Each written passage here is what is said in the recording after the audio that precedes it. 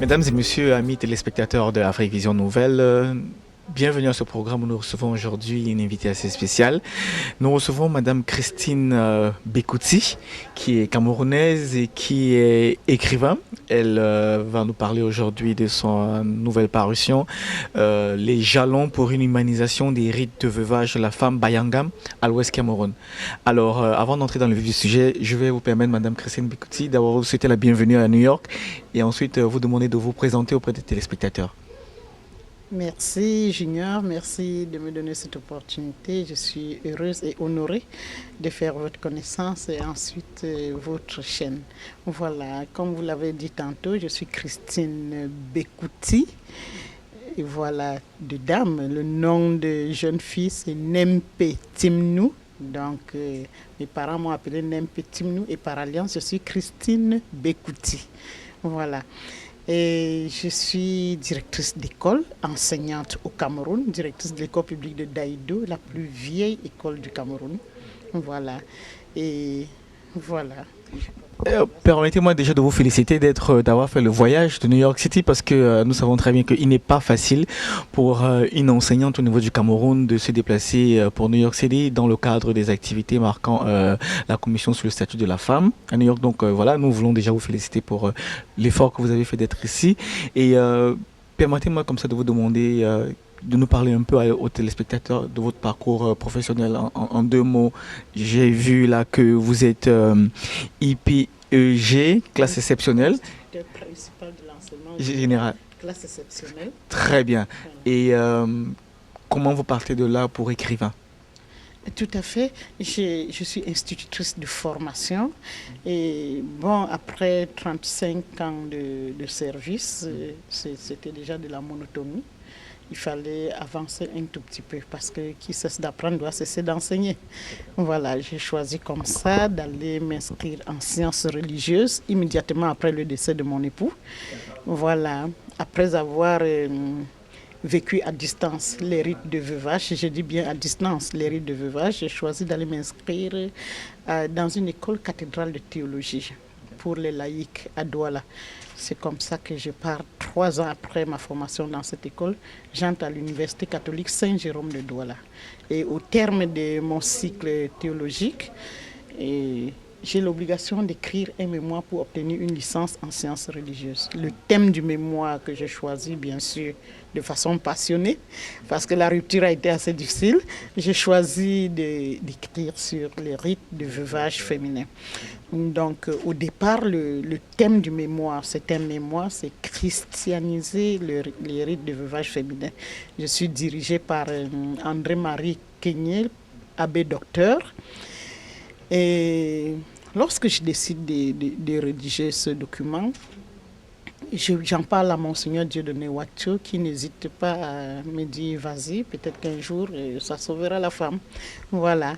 Et c'est comme ça que je tiens à remercier ici Monseigneur Samuel Cléda, archevêque métropolitain de l'archidiocèse de Douala, le cardinal Christian Toumi, que vous connaissez très bien. Ils m'ont soutenu. Vous verrez d'ailleurs en post-fast dans le document leurs avis et leurs apports. D'ailleurs, le document est préfacé par Monseigneur Dieudonné Ouatcho et je dirai jamais assez merci à mon directeur de mémoire.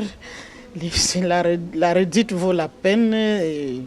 L'abbé docteur André-Marie Kenyé qui m'a suivi de bout en bout dans la rédaction de ce document. Une fois que je reçois une lettre d'invitation me parlant des Nations Unies, comme je disais à l'ambassadeur tout de suite, je me dis, ils ont fait un flashback sur le thème de l'an dernier. Ils disaient violence faite aux femmes. Et cette année, ils disent autonomisation de la femme. Et là-dedans, je me dis, mais j'ai travaillé sur les violences. Et jamais il n'y a autonomie quand il y a violence. Qu'est-ce qu'on fait dans la frustration? Les veuves, c'est des femmes frustrées, elles ne seront jamais autonomes. Malgré la modicité de mes moyens, je décide de me mettre en route, d'universaliser le titre du livre, parce que je parle de christianisation des rites de veuvage, qui est un titre qui a une connotation religieuse, à humanisation des rites qui a une connotation universelle. Parce qu'ici, on peut rencontrer des athées. Ça, il ne faut pas se le cacher. Voilà. Donc, c'est comme ça que le livre arrive. Je me dis que, bon, aux Nations Unies, c'est on me donnera jamais 1 heure de temps pour parler de mon livre. On me donnera juste quelques minutes et puis je vais appuyer par le document. C'est pour ça que j'ai appris. Très bien. Alors, merci beaucoup. Hein. Merci. J'ai déjà dit merci à TV comme ça parce que ce détail, je ne l'aurais jamais donné si vous ne m'aviez pas donné l'opportunité. Très bien, très bien. Ok, Madame Christine Bécouti, vous êtes particulièrement intéressée par ce sujet parce que, il faut le dire ici, vous êtes vous-même veuve. Vous avez choisi de vous intéresser à l'humanisation des rites de veuvage. Alors, quand on dit humanisation, voudriez-vous dire aujourd'hui que ces rites sont inhumains? Bien, au départ, c'était salutaire pour la femme. Au départ, dans la culture ancestrale, c'était bien. C'était une question de réintégration de la veuve. Et ça, c'était appréciable. De nos jours, ces rites ont perdu leur originalité. Et des personnes véreuses s'en sont appropriées et ont transformé des rites en sciences de biberonnage, de gaspillage, de torpillage, qu'est-ce que je veux dire, de violence qu'ils font aux femmes. Et ça, c'est pas juste, parce que la veuve déjà a un problème. Elle a perdu son mari, une partie d'elle-même. Comment justifier qu'au lieu qu'elle soit assistée et réconfortée, qu'elle soit soumise à des rites inhumains, elle doit marcher nu-pied pour avoir perdu son mari. D'ailleurs, quand le mari décède, elle est d'office partie pour être la meurtrière. C'est elle qui a tué son mari. Et pour se justifier de cette accusation non démontrable, injustifiée, sans preuve tangible, elle est obligée de se soumettre à certains rites, notamment les caddies. Elle doit boire des caddies et il y a des caddies, elle doit... Non, ça ne marche pas. Ça ne marche pas. Ça ne marche pas. Les violences sont de plusieurs ordres, même d'ordre psychologique. Il y a même de la bastonnade, n'est-ce pas? Je parle à un Camerounais. Je suis heureuse de parler à un Camerounais parce que vous savez de quoi je parle. Sous d'autres, dans certaines régions, il y a même de la bastonnade. De toutes les façons, c'est toute l'Afrique subsaharienne qui est interprétée par ce genre de rite. Ça, il faut mettre fin à ça. Très bien. Alors, donc là, vous avez produit un ouvrage qui vous dit il est en 3 temps. Alors, parlez-nous un peu du contenu, vraiment des 3 parties de votre ouvrage aujourd'hui. L'ouvrage est divisé en 3 parties suffisamment distinctes. La première partie, c'est la partie anthropologique. Il s'agit là de la description du rite, tel que ça se faisait, tel que ça se fait dans certains lieux. Parce qu'il faut être quand même honnête, il y a certaines personnes de bonne volonté qui commencent à mettre progressivement fin au rite inhumain. Mais ça se fait encore pour certains. Donc la première partie, c'est la description du rite. La deuxième partie, c'est un regard critique. Nous regardons le rite, nous soulignons en règle d'or ce qu'il y a d'inhumain. Et ça, c'est très, très important. Et bon, ce qui est acceptable, on l'accepte parce qu'il ne peut pas être complètement négatif. Et la troisième partie du document, c'est des propositions de stratégie pour humaniser ces rites, pour mettre la femme debout. Et c'est à peu près, je ne vous arrache pas la question, c'est cette troisième partie qui est mon objectif à atteindre ici. Par votre présence ici aux Nations Unies, voilà, durant cette période. Alors, on va chuter par là en vous disant exactement qu'est-ce que vous attendez. Vous avez certainement eu à prendre la parole ici devant des partenaires au développement, d'autres organisations, des acteurs voilà, au sein des Nations Unies. Alors, quel est le message que vous leur avez porté? Quelle est la stratégie à mettre sur pied pour partir des pratiques actuelles à une transformation réelle des rites qui sont effectués tels que vous le prescrivez dans votre ouvrage? Stratégie, oui. Je considère pas les Nations Unies, c'est le siège par excellence des institutions. J'ai donc cru, et j'y crois encore, que c'est le lieu par excellence pour dénoncer ces faits. Ensuite, inviter, exhorter, supplier au besoin tous les législateurs de se mettre debout. S'il y a charte internationale des droits de l'homme, des droits de l'enfant, pourquoi est-ce qu'il n'y en aurait pas pour les droits de la veuve? Que l'on prenne des décisions fermes pour institutionnaliser le rite. J'ai rien contre la culture.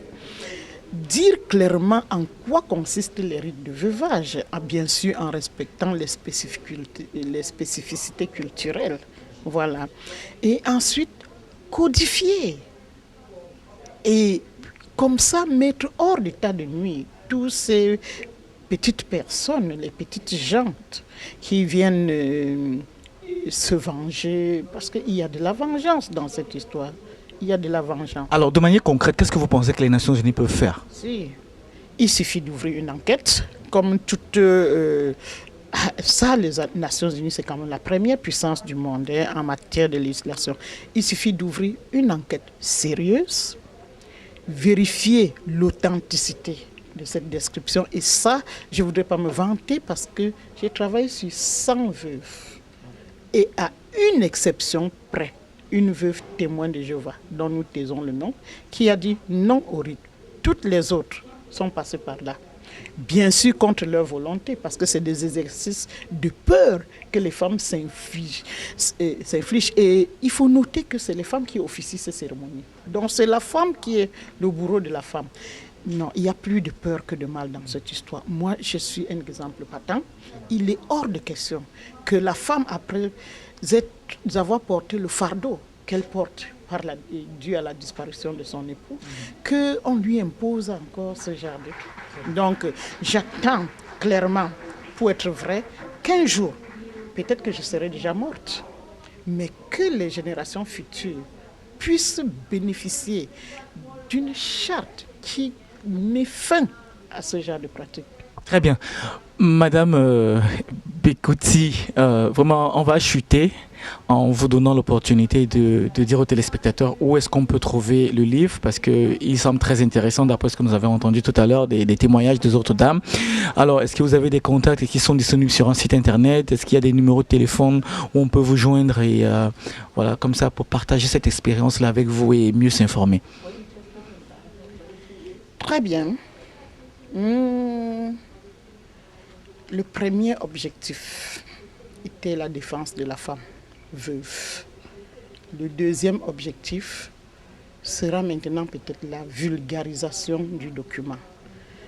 Mais ça sera un objectif conséquent. Voilà. Nous verrons dans les tout prochains jours. Je pense rentrer dans le site amazon.com. Donc le livre est disponible sur Amazon et puis Fnac. Disponible. Ouais. Et nous pensons approcher la Fnac. Voilà. Nous pensons organiser des conférences partout où on trouve une communauté de femmes acquises à la cause. Bien, et en attendant, peut-être que mes contacts téléphoniques seraient la bienvenue. Je suis prête. Mon adresse email, en attendant que le site naisse, parce que c'est un début, n'est-ce pas? Voilà, je réponds si on est au Cameroun, 00237 6 99 90 57 05. Je reprends, 00237, parce que nous sommes au Cameroun, 6 99 90 57 05. Et l'adresse mail, Christine barre de 8 Bekouti @yahoo.fr. Voilà. Alors, c'était un plaisir de vous recevoir, Madame Christine Bekouti, une fois de plus, dans le cadre des activités, des sessions en marge de la Commission du statut de la femme, ici aux Nations Unies, et plus précisément au siège de l'Union africaine à New York City. Au nom d'Afrique Vision, nous présentons une fois de plus nos félicitations. Nous souhaitons bon vent dans votre combat et surtout bon retour au Cameroun. Et on espère que dans quelques jours et années, on verra effectivement votre combat porter des fruits. Alors, téléspectateurs, amis téléspectateurs, c'était un plaisir d'être en votre compagnie une fois de plus aujourd'hui. Je suis Junior Mekinda, en direct de l'Union africaine à New York City, pour le compte d'Afrique Vision TV Nouvelle. Merci. Le plaisir est partagé. Merci, merci, merci, merci, merci encore. Je vous en prie.